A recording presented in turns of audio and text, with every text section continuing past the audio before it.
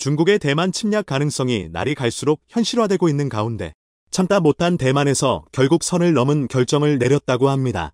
중국 최대의 약점을 노리겠다고 선언한 것인데요.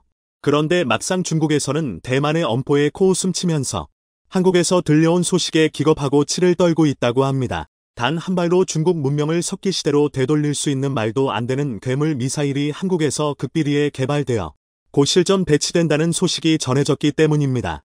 중국 14억 인구를 펄쩍 뛰게 만든 대한민국의 초고성능 무기가 무엇인지 자세하게 살펴보도록 하겠습니다.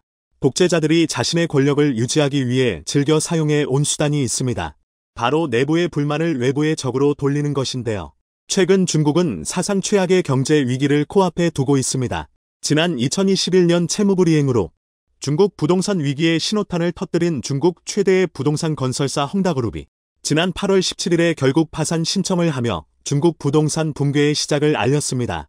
중국 경제의 상당 부분을 차지하는 건설 시장의 붕괴는 중국 금융시장의 도미노 붕괴로 이어질 가능성이 높은데요. 중국 정부는 여전히 정부에서 통제할 수 있는 수준의 사태라고 걱정할 필요는 없다고 자신하고 있지만 해외 경제 분석가들은 중국판 리먼 사태를 피하기 어려울 것이라고 우려하고 있습니다. 이 분기 중국 경제 성장률도 시장 전망치에 도달하지 못했고 청년 실업률은 역대 최고치인 21.3%를 달성했는데요. 몇몇 중국 전문가들은 중국의 통계 방식 때문에 실질적인 중국 청년 실업률은 이보다 2배 높은 47% 이상일 것이라고 분석하고 있습니다. 갈수록 민심이 사나워지고 있는 중국의 상황에 사실상 독재 구조를 확립한 시진핑 주석이 권력을 유지하고 불만을 외부로 돌리기 위해 대만 침략을 단행할 것이라는 주장의 가능성이 높아지고 있는데요. 눈앞에서 칼날이 왔다 갔다 하는 상황의 대만에서도 혼자 죽지는 않겠다는 의지를 드러냈습니다. 지난 8월 29일 대만이 유사시 중국 산샤댐을 타격할 수 있는 최고 기밀급 순항미사일 운용 부대를 새롭게 편성했다는 소식이 전해졌습니다. 대만 언론은 최대 사거리 1200km의 슝펑-22 미사일 개량형 인지대지 순항미사일 슝성을 운용하고 있는 부대가 최소 3개가 넘는다고 보도했는데요. 대만 언론은 당국의 공개 자료들 근거로 대만군이 해당 미사일을 운영하는 기동미사일 대대 3개 이상을 창설해 공군 방공미사일 지휘부 산하 5개 방공여단 가운데 하나인 791여단 예하에 배속시켰다고 밝혔습니다. 대만 791여단은 순항미사일 전담 부대로 알려져 있죠. 현재 중국의 가장 치명적인 약점 중 하나라고 할 수 있는 산샤댐은 길이가 2.3km에 달하는 세계 최대 규모의 댐으로 파괴될 경우 국가적 붕괴 사태로 이어질 수 있는데요. 산샤댐에 파괴될 가정한 시뮬레이션에서 내부의 공격이나 지진 등의 요소로 산샤댐이 붕괴할 경우 한순간에 약 100억 톤이 넘는 물이 쏟아지게 되며 초당 2370만 톤이나 되는 물이 시속 65km의 속도로 하류에 위치한 도시 이창을 강타해 이곳에서만 약 50만 명의 사상자가 나올 것이라는 충격적인 결과가 나왔습니다. 게다가 이는 시작에 불과하며 10시간 후에는 우한, 하가 지나면 난징까지 홍수가 휩쓸어 중국 중부의 핵심 도시와 산업 기반들이 완전히 파괴할 것이라고 합니다. 중국 주요 경제도시들이 한순간에 마비되면서 중국 경제에 회복하기 어려운 상처를 입힐 것이며 이를 복구하기까지도 엄청난 시간이 필요할 중국 최악의 재난이 될 거라는 것입니다. 과거 이 충격적인 내용을 담은 영상이 중국 인터넷상에서 빠르게 퍼지자 중국 당국에서 황급히 영상을 삭제하기도 했었죠. 다만 이번 대만의 산샤댐 공격 부대 창설 소식에도 중국에서는 시큰둥한 반응을 보여주고 있는데요. 대만에서 산샤댐을 공격할 계획을 공개한 것도 한두 번이 아니었을 뿐더러 중국에서는 대만군이 산샤댐을 공격할 능력이 없다고 생각하고 있기 때문입니다.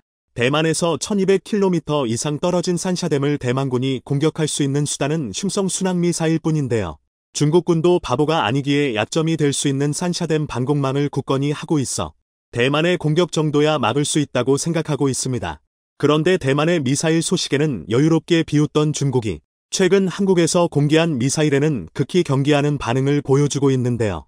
대만의 미사일 수십 발은 두렵지 않지만 한국의 이신형 미사일 한 발이면 중국을 석기시대로 되돌리는 게 가능하기 때문입니다. 지난 7월 대한민국의 극비 무기 중 하나였던 현무 V가 공식적으로 개발 완료를 선언하고 양산 준비에 들어가게 되었습니다. 사거리 600km의 8톤이라는 세계에서 가장 강력한 탄두를 장착한 괴물 미사일 현무 V는 올해 초부터 시험 발사를 거쳐 개발이 마무리되고 올해 말부터 양산에 돌입하게 되었는데요. 관계자에 따르면 한화에어로스페이스 보훈 공장에서 올해 말부터 연간 최대 70여 발을 생산할 수 있을 것이라고 합니다. 현무 V는 대한민국 삼축체계 중 하나인 대량응징보복의 핵심으로 8톤에 달하는 탄두들 통해 핵무기급 파괴력을 낼 수 있도록 개발된 미사일입니다. 게다가 이 탄두 중량을 줄이게 된다면 사거리가 최대 3,000km 이르는 중거리 탄도 미사일로 변할 수 있는데요. 현무 V의 세부 스펙은 밝혀지진 않았지만 비슷한 체급의 미사일들과 비교하여 스펙을 추정해 볼 수 있습니다. 현무 V 미사일의 전체 중량은 약 36톤으로 추정되고 있으며 일단 로켓 기준 75톤의 출력을 가지고 있습니다. 이와 유사한 체급의 미사일로 미국의 대륙간 탄도 미사일 ICBM 미니트맨이 있는데요. 미니트맨의 전체 중량은 35.3톤이며 80톤의 로켓 출력을 가지고 있습니다. ICBM-YLI만큼 미니트맨의 최대 사거리는 13,000km에 달하는데 비슷한 무게와 출력의 사거리 차이가 이만큼 큰 이유는 그만큼 탄두 중량에서 차이가 나기 때문인데요. 현무 V의 탄두가 8톤이나 되는 반면 미니트맨의 탄두는 350kg 정도에 불과합니다. 이러한 자료들 근거로 군사 전문가들은 미니트맨과 거의 동일한 스펙을 갖춘 현무 V가 탄두를 1톤으로 줄인다면 사정거리가 3,000km 7가지 늘어날 수 있다고 분석하고 있습니다. 이는 한반도에서 중국 전역을 타격하기에 충분한 거리이며 1,600km 정도 떨어진 산샤댐 정도야 여유롭게 파괴할 수 있는 사정거리입니다. 여기에 탄두 중량이 400kg 정도인 흉성 미사일과는 차원이 다른 톤 단위의 탄두를 가지고 있기에 두께 135m의 콘크리트댐이라 하더라도 한 발이면 붕괴시키기 충분합니다. 중국에서도 현무 V가 개발을 완료했다는 소식을 보도하며 최대 3,000km까지 사거리를 늘릴 수 있고 100m 깊이의 벙커까지 파괴할 수 있는 강력한 괴물 미사일이 탄생했다고 전했는데요. 또한 그동안 미국이 한국의 탄도미사일 기술을 발전을 저지하기 위해 1979년 체결했던 한미 미사일 지침이 폐기되어 기해 탄도 미사일 개발을 막던 족쇄가 풀려 더욱 강력한 한국형 탄도 미사일이 등장할 수 있다고 주장했는데요. 중국 전문가들은 현무 V 미사일의 등장은 한국이 완성도 높은 공세미사일 전력을 갖추고 사거리, 관통력, 피해 효과, 타격 정확도 등에서 획기적인 발전을 이루어냈다는 걸 보여준다며 한국의 미사일 개발 속도가 점점 빨라지고 있는 것을 경계하며 눈을 떼지 않고 주시해야 한다고 경고했습니다. 게다가 여기에 그치지 않고 현무 V의 후속 모델인 현무 6의 개발까지 착수했다는 소식이 전해졌는데요. 한국에서 개발 중인 한 미사일의 레이더 반사면적 분석 형상 자료가 유출되었는데 이 미사일이 현무 V로 추정되고 있습니다. 개발이 진행 중인 미사일이기에 아직 공개된 자료가 없지만 일각에서는 다탄두 미사일 MIRV이나 극초음속 활공체 HGV 미사일일 것이란 추측이 제기되기도 했습니다. MIRV란 다탄두 각계목표 설정 제도립 비행체를 가리키는 말로 하나의 미사일에 여러 개의 탄두들 싣고 대기권 밖에서 분리시켜 각기 다른 목표를 동시에 타격하는 무기로 현존하는 ICBM 중 가장 강력한 미사일인데요. 기본적으로 핵무기를 탑재하는 미사일이나 일반적인 탄두를 탑재하는 것도 가능합니다. 핵무기가 없는 한국에서 MIRV를 개발해야 한다는 목소리가 나오게 된 것은 중국 해군의 위협 때문인데요. 일반적인 무기체계로는 마치 붕어빵 기계로 찍어내듯 군함을 건조하고 있는 중국의 물량 공세를 상대할 수 없다고 판단하고 단 한 발의 미사일로 구역을 장악할 수 있는 MIRV 미사일의 필요성이 대두된 것이죠. 앞서 현무 V와 비교한 미니트맨이 세계 최초의 MIRV 미사일이기도 했기에 비슷한 형상을 유지하는 현무 6 역시 MIRV로 개발되고 있다고 추정하고 있습니다. 또 다른 의견은 현무 6가 대한민국이 지난해부터 개발에 착수한 극초음속 활공체 미사일 HGV이라는 것인데요. 현재 국방과학연구소의 주관으로 한국형 극초음속 순항미사일 하이코어를 개발하고 있으며 지난해 초 이보다 한 단계 개발 난이도가 낮은 HGV 방식 극초음속 미사일의 개념 연구를 시작했다고 알려져 있었습니다. 그리고 이 HGV 미사일이 현무 6라는 것이죠. HGV 미사일은 높게 솟았다가 중력을 이용해 가속하면서 수직 낙하하여 마치 글라이더처럼 수평으로 활공하는 방식의 미사일로 낮은 고도에서 마하 10의 속도로 항로를 바꾸어가며 비행하기 때문에 기존의 요격체계로는 요격이 불가능에 가깝다고 할 수 있습니다. 대표적으로 러시아의 아방가르드 미사일, 중국의 둥펑 17이 HGV 방식의 미사일이죠. 어떤 방식이 되었든지 현무 6 역시 현무 V와 함께 대한민국의 새로운 게임 체인저로 자리 잡을 것으로 기대받고 있습니다. 앞서 현무 V가 중국 산샤댐을 단 한 발로 붕괴시켜 중국을 물바다로 만들 수 있을 거라 언급했지만 실제로 이 같은 전략을 대한민국에서 수행할 가능성은 거의 없다고 할 수 있습니다. 군사시설이 아닌 민간시설에 대한 공격은 아무리 전술적 효용이 크다고 해도 국제사회의 강력한 비판에 직면할 수밖에 없습니다. 국제사회의 왕따가 되어버린 러시아에서나 할 수 있는 행위로 실제로 러시아는 우크라이나 자포리자 원전에 냉각수를 공급하는 카우카 댐을 파괴하는 만행을 저질렀었습니다. 우리나라가 이런 러시아와 같은 막장 국가는 아니기에 하지 못하는 게 아니라 하지 않는 것이죠. 다만 한국이 핵무기가 없이도 중국의 핵무기만큼의 피해를 불러일으킬 수 있다는 수단을 가지고 있는 것을 통해 절대 쏘지 않을 핵무기와 마찬가지로 중국에 대한 억지력이 될 수 있다는 것입니다. 가시들 세우고 목소리들 높여도 아무도 신경 쓰지 않는 대만의 현 상황을 보고 있자니 국가들 지키기 위한 강력한 국방력의 중요성을 새삼 깨닫게 되는데요. 지난 4일 워싱턴 포스트가 게재한 한 기사가 세계를 떠들썩하게 만들었습니다. 매체는 기사 내용 중 세계 최고의 포탄 제조국 한국은 미국에 이어 우크라이나의 가장 큰 포탄 공급국, 그 나라는 전체 유럽연합보다 더 많은 포탄 전달, 이는 단 41일 만에 완료된 것이다. 이러한 사실은 지난 6월 미 국무부 자료를 통해서도 확인된 바 있기도 합니다. 사실 먼저 짚어야 할 것은 이 포탄들은 한국에서 생산된 포탄이 아닌 1974년 미국으로부터 들여온 WRSA-K 전쟁예비골자 포탄으로 우크라이나에 직접 수출되는 것이 아닌 미국에 수출되어 미국의 포탄 재고량을 채우는 방식입니다. 이는 한국과 러시아가 적대적인 국가가 아니며 한국은 자체적으로 전쟁 지역에 무기를 수출하는 것을 법으로 금지시키고 있기 때문입니다. 그러나 33만 발에 달하는 막대한 포탄을 수출할 수 있는 것 지체만으로도 한국의 자체적인 포탄 제조 능력 구축에 대한 분명한 증거라고 볼 수 있죠. 또 하나 놀라운 것은 전 유럽이 우크라이나에 지원한 포탄이 33만 발도 채 되지 않는다는 것이 충격적이었습니다. 괜히 우크라이나전을 두고 포탄 공급 전쟁이라고 부르고 있는 것이 아니었군요. 한편 북한 매체 조선중앙통신은 워싱턴 포스트 기사에 대한 내용을 두고 한국의 무모한 대우크라이나 군사지원 노름은 참화를 부르는 자살적 망동이다라며 비난하였습니다. 북즙서가 발급된 것인데요. 그럼 뭐라 떠들고 있는지 한번 들어보죠.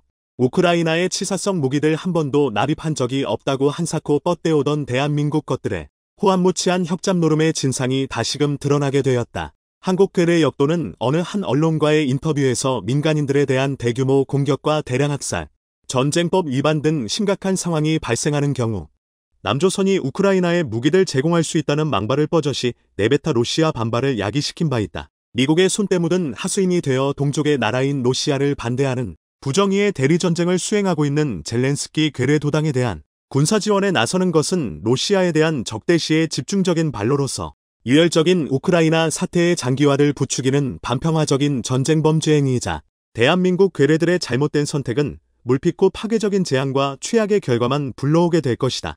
북한은 대농고 러시아에 포탄을 수출하며 오히려 자부심을 느끼고 있는 외중에 왜 이렇게 적반하장으로 발작하고 있는 것일까요? 사실 북한이 언급한 것처럼 한국이 우크라이나에 포탄을 공급한다면 이는 반평화적인 행위라는 발언은 매우 정확한 말입니다. 왜냐하면 북한산 포탄은 지금 평화를 위해 시용되고 있거든요. 러시아 포병들에게 피해를 끼치면서 말입니다. 최근 충격적인 폭로가 나왔는데요. 러시아에서 사용되고 있는 북한산 포탄의 생산 품질이 너무 저열하여 점화제 성분과 화약의 편차로 인해 목표물을 정확히 조준하고 명중시키는 것은 문에 죄우되며 오히려 포탄의 발사 전 폭발로 인해 수많은 러시아 포병들에게 피해를 끼치고 있고 이에 러시아군들이 적과의 대치 중에도 감히 사용하기 꺼려하고 있다는 것입니다. 즉, 북한산 포탄은 러시아 포병들이 전투를 하지 못하게 막고 있으니 진정 평화를 지키고 있다는 것이 사실이죠.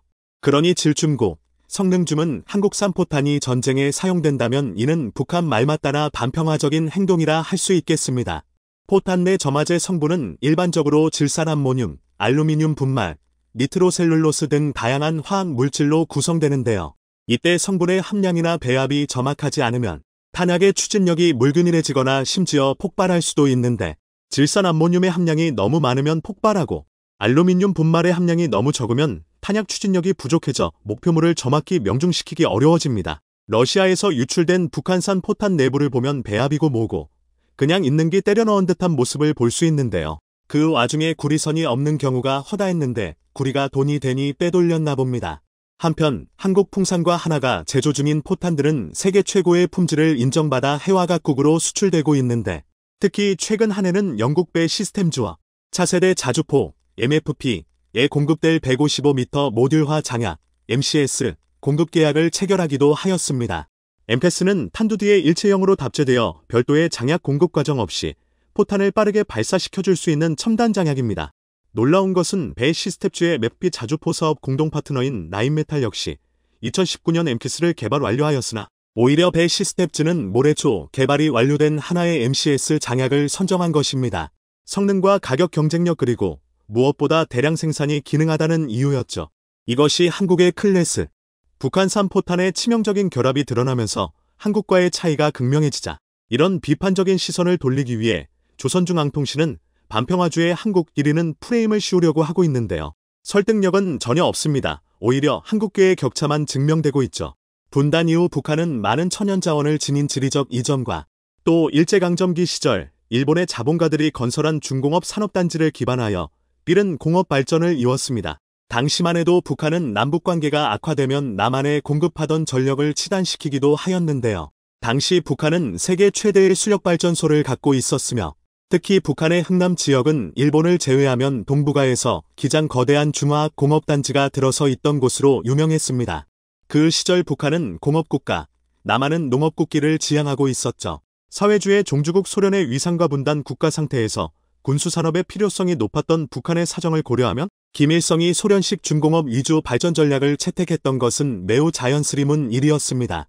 그러니 북한 입장에서 남한을 수복하기 위한 한국전쟁은 너무나도 쉬워 보였을 것입니다. 당시 군사력 차이를 보면 국군은 전차를 단 한 대도 보유하지 못했지만 북한 인민군은 242대를 보유하고 있었고 장갑차는 국군이 27대, 인민군이 54대로 북한 2배 우세, 야포는 국군 91문, 인민군 552문으로 북한이 6.07배 무세했으며 대전차포는 국군 140문, 인민군 550문으로 북한 인민군이 93배 우세, 박격포는 국군 960문, 인민군이 1728문으로 북한 인민군이 8배 우세하였습니다. 특히 공군 전력에서는 연습기 22대만 보유하고 있던 국군에 비해 북한은 전투기 및 전폭기 등 211대를 보유하고 있었습니다.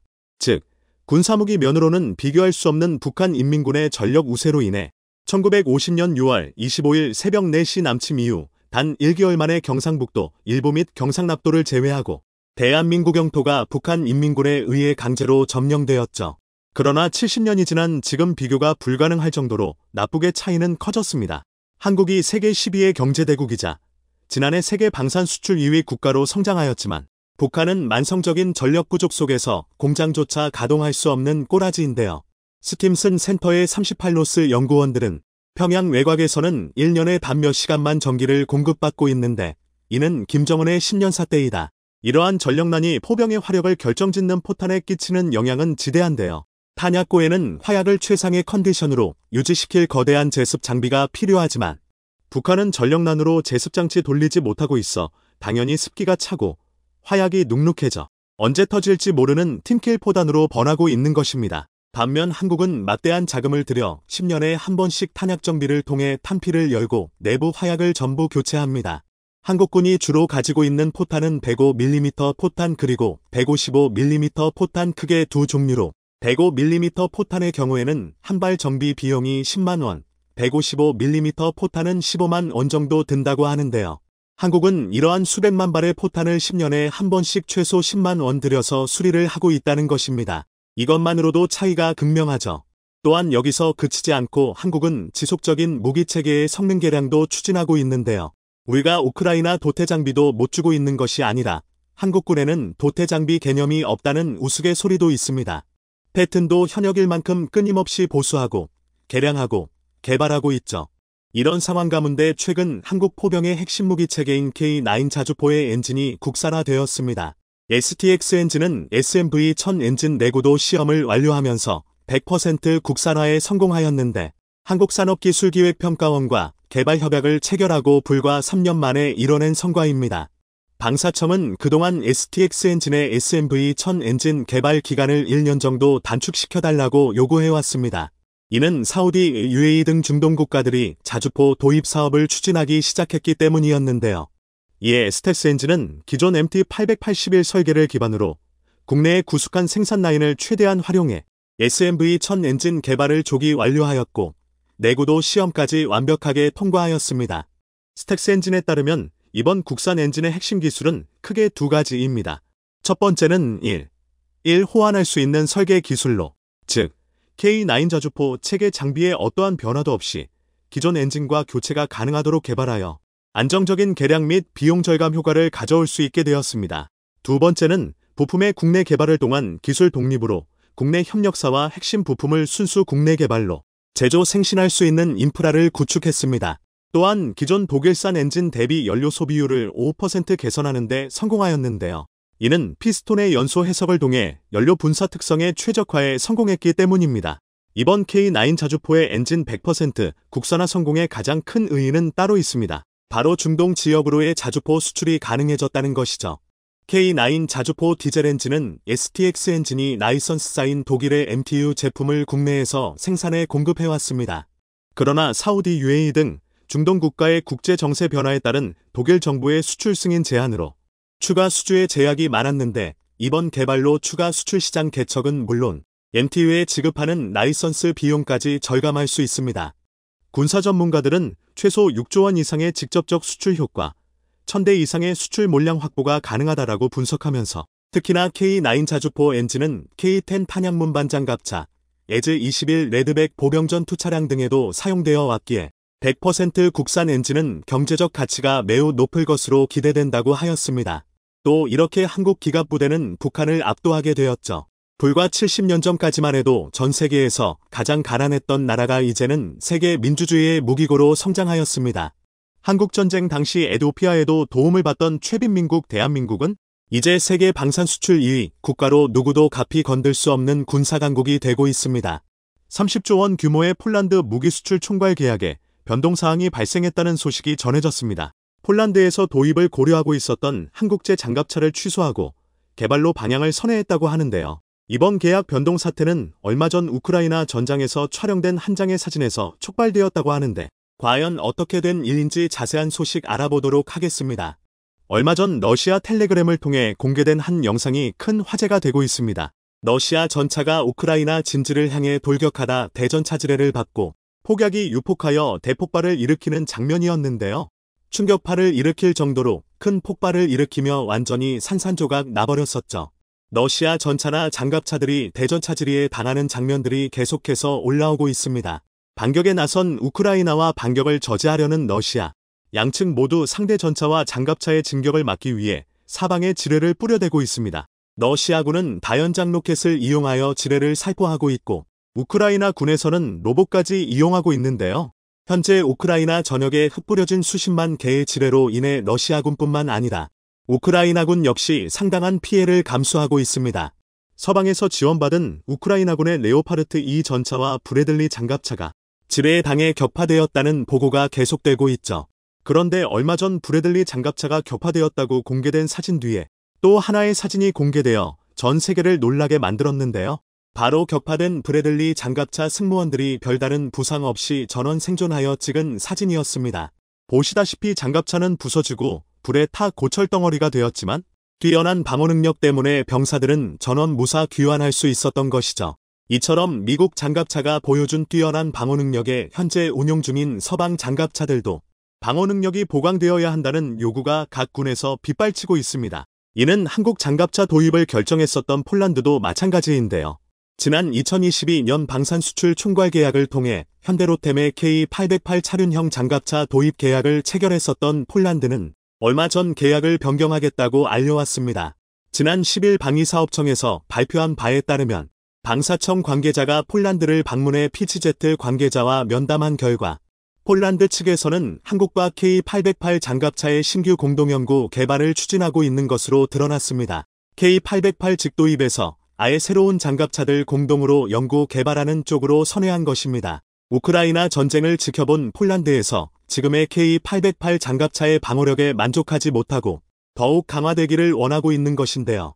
이 소식을 들은 폴란드의 한국 무기 반대론자들은 K808의 지뢰 방어 능력을 타겟으로 삼아 계약을 완전 취소해야 한다고 성토하고 나섰습니다. 현재 우리 군에서 운용하고 있는 K808 장갑차의 전면, 측면 방어력은 서방 장갑차의 표준이라고 할 정도의 방어력을 갖추고 있지만 하부 장갑의 지뢰 방어력은 대인 지뢰를 막을 수준밖에 되지 않습니다.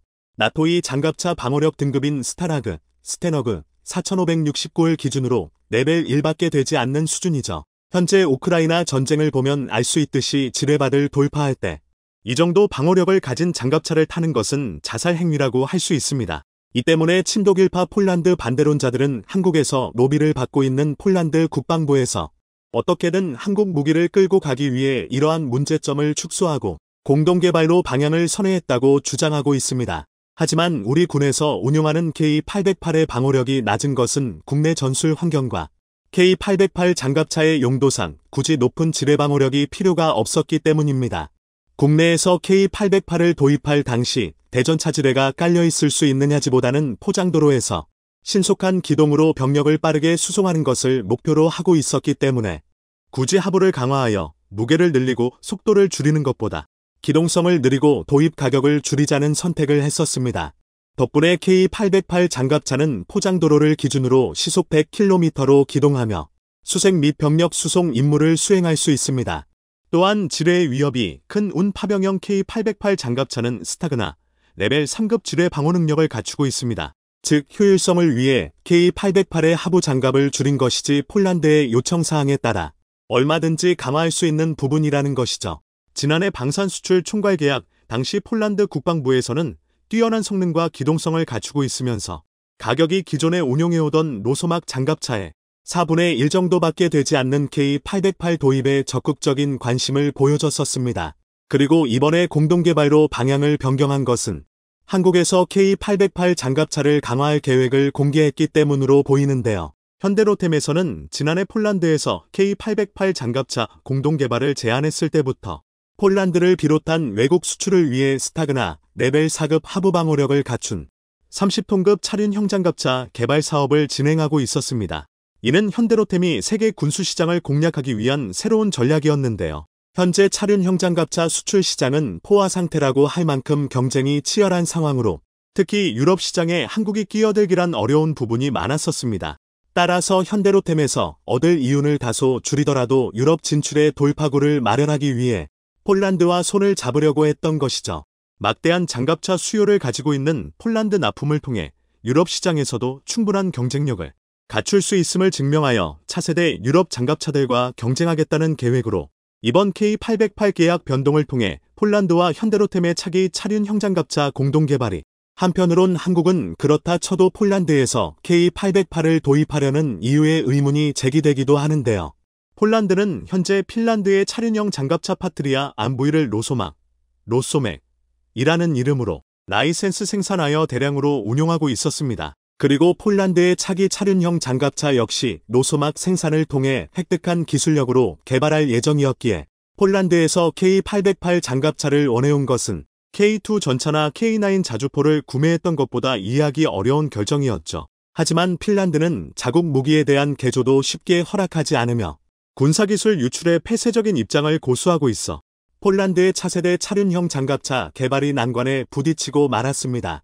때문에 핀란드 대신 유럽 군수시장 진출을 위해 기술 이전도 불사할 용의를 가지고 있는 한국과 폴란드의 이해관계가 맞아떨어지게 되며 손을 잡게 된 것입니다.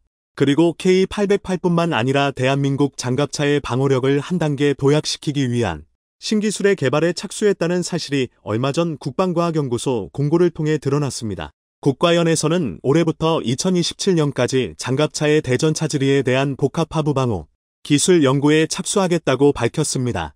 현재 레벨 4 이상의 방어 수준을 적용하고 있는 선진국들에 비해 우리나라가 보유하고 있는 대전 차지뢰 방어 기술이 다소 뒤처져 있는 것은 사실입니다. 장갑 배열 역시 단일 구조만을 보유하고 있어 이번 연구를 통해 선진국 수준의 레벨 4급 이상의 방어 능력을 가진 복합 다층 배열 구조의 우수한 방어 장갑 소재와 설계 기술을 개발하는 것을 목표로 하고 있습니다. 폭압과 파편에도 찢어지지 않는 방탄 소재로 파손 방지 구조를 설계하고 경량화된 소재를 활용하여 장갑차의 변형 방지 구조와 내부 보강 구조를 설계하는 것이죠. 또한 승무원의 피해를 최소화하기 위한 충격 흡수 시트를 국내 기술로 개발하는 과제 또한 포함되어 있었는데요. 장갑차가 폭압과 파편에 뚫리지 않는다고 해도 그 충격은 장갑차 내부에 전달되어 승무원의 부상으로 이어질 수 있습니다. 특히 차체가 폭발로 인해 치솟으면서 병사의 뇌가 감당하기 어려운 중력 가속도가 발생하여 뇌 손상을 입는 상황이 발생할 수도 있습니다. 이러한 충격에서 병사들을 보호하기 위해 특수하게 고안된 지뢰방어용 의자가 개발되어 국내 군용 차량들에도 적용되고 있습니다. 하지만 이 충격 완충 기능의 핵심 메커니즘 기술은 해외 몇몇 국가들만이 보유하고 있어 이번 연구를 통해 우리 장갑차의 지뢰 방어 능력을 선진국 수준으로 끌어올리는 것을 목표로 하고 있습니다. 또한 국내에서도 K808 장갑차의 성능 개량 사업을 진행하고 있는데요. 방위사업청에서는 이번 달 초차륜형 장갑차의 성능 개량을 위한 사업 비용 분석 용역을 공고했습니다. 이번 사업은 K808 장갑차의 감시 및 타격 능력을 증대하고 전투원의 생존성 보장 및 지휘 통제 능력 향상을 위해 원격 사격 통제 체계 RCWS를 신규 설치하고 지휘 통제 체계를 성능 개량하는 사업인데요. 여기에 지휘 통제 체계 개선을 위해 1차세대 다기능 무전기인 전술 다밴드 다목적 무전기 TMMR과 대대급 이하 전투지휘 체계 B2CS 들 탑재하고 전장 단말기와 측면 카메라를 추가하는 방안이 연구 중입니다. 이번 K808 계약 변동을 통해 폴란드와 한국의 방산 협력 범위가 한층 더 넓어지게 되었습니다. 그런데 한편에서는 폴란드가 우리나라에서 구매한 막대한 무기 자금을 전부 지불할 능력이 되는지 의문이 제기되고 있는데요. 얼마 전 국내외 언론들을 통해 지난해 폴란드와 한국이 무기 수출 계약을 체결하면서 우리 정부가 폴란드에 12조 원 상당의 금융 지원, 즉 대출을 해줬었고 현재 협상을 진행 중인 2차 수출에서도 비슷한 규모의 금융 지원을 요구하고 있다는 충격적인 소식이 전해졌었습니다. 폴란드에서 30조 원에 달하는 계약액 중 무려 20조 원 이상을 한국에서 대출받기를 원하고 있다는 것이죠. 이 소식에 한국이 호구냐며 계약을 처음부터 다시 검토해야 한다는 주장이 제기되기도 했었는데요. 그런데 지난 19일 폴란드 재무장관 막달레나 르제츠코프스카가 폴란드에서 개최된 포럼에 참석하여 폴란드는 한국의 대출을 받은 적이 없다는 입장을 명확하게 밝히며 언론의 보도가 사실이 아니라고 반박하고 나섰습니다. 또한 이번 일이 마리우스 부아슈차크 국방장관이 방한하면서 언론 혼란이 일어난 것이라고 설명하며 마리우스 국방장관 역시 한국에서 차관으로 자금을 조달할 것이라고 말한 적이 없다고 전했습니다. 실제로 국방력 강화를 위해 모든 역량을 쏟아붓고 있는 폴란드는 한국이 독촉하기도 전에 선수금을 납부하며 한국 무기 도입을 서두르고 있습니다. 지난해 9월 KF 59매 대금의 30%에 달하는 1조 2천억 원을 선수금으로 지급했으며 이례 없는 납품 속도를 보여주고 있는 K2 전차 대금 역시 벌써 6천억 원이나 지불을 완료했습니다. 인도네시아와는 다르게 믿을 수 있는 파트너라는 걸 보여준 폴란드와 한국의 협력 관계는 더욱 깊어지고 있는데요. 폴란드에서는 K808 차륜형 장갑차를 시작으로 KF-21과 K3 전차 등 한국의 신규 프로젝트의 파트너로서 개발에 동참하기를 바라고 있습니다. 한국의 힘을 빌려 동유럽의 새로운 방산 강국이 되고자 하는 폴란드와 폴란드를 교두보로 유럽에 진출하고자 하는 한국.